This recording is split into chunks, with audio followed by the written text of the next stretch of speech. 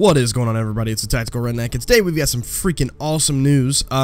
Insurgency Sandstorm has got a lot of new updates in its development cycle. Biggest one so far is they have a new lead game designer. Mikey's taking over, which is pretty cool. Mikey's a great guy. And unfortunately, Andrew, their creative director, has left New World, and they said he's going to be pursuing other opportunities. But they shed some light on some new details about the game. So we've got some new screenshots of stuff. We're getting attack helicopters and whatnot. Night maps are making a comeback. They've also released some screenshots of technicals that are going to be in the game, some gun models as well, and it's going to be pretty damn cool, I think.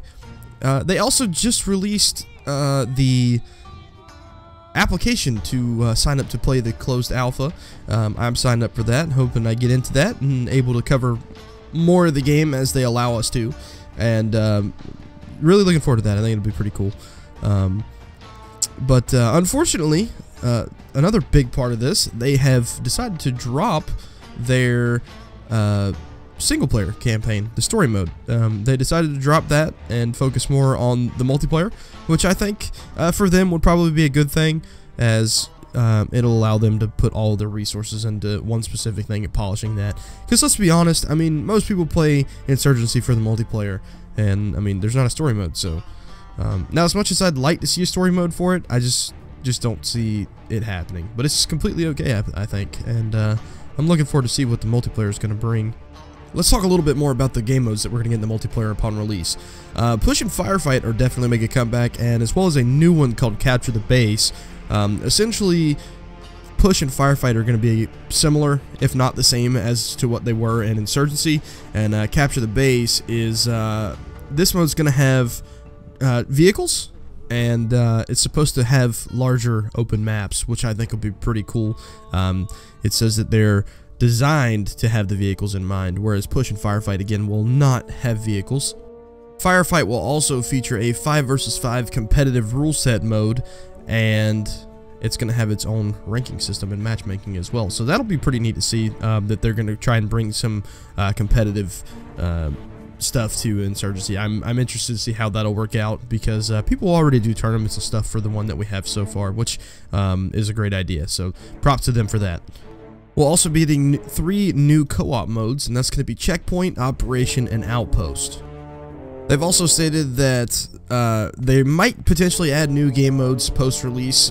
They just don't want to oversaturate the game and separate the player base with too many modes, and they've also said that they feel like they went a little too far with that in Insurgency and Day of Infamy, and to an extent I kind of agree with that, just because you only see most of the player base on either game at any given time playing one specific mode. It's either going to be Push or Firefight 90% of the time.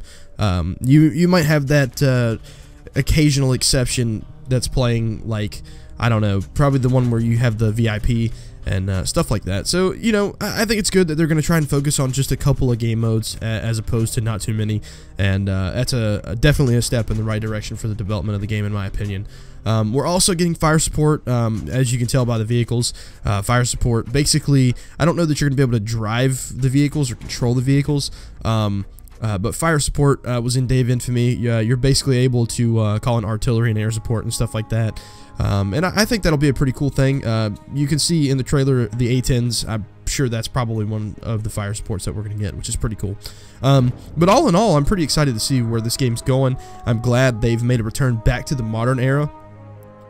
They're not focusing on real-life wars and insurgency so much as they said they were going to. They said they kind of want to make it fictional because it allows them to be a little more creative with it, which I can understand. You can kind of insinuate what the factions are as you play anyhow. But yeah, I think it's a pretty good idea that they're going to try and do that. That way, you know, you won't isolate people by their opinions and stuff like that, because, you know, some people are pretty, like, hard up about stuff like that. So I don't know, it's kind of a good idea, I guess. But as I said earlier in the video, the closed alpha is going to be coming up soon as well. I don't know when. Hopefully we get in it, and hopefully I'm able to at some point post some footage for you guys. I think it'll be pretty cool.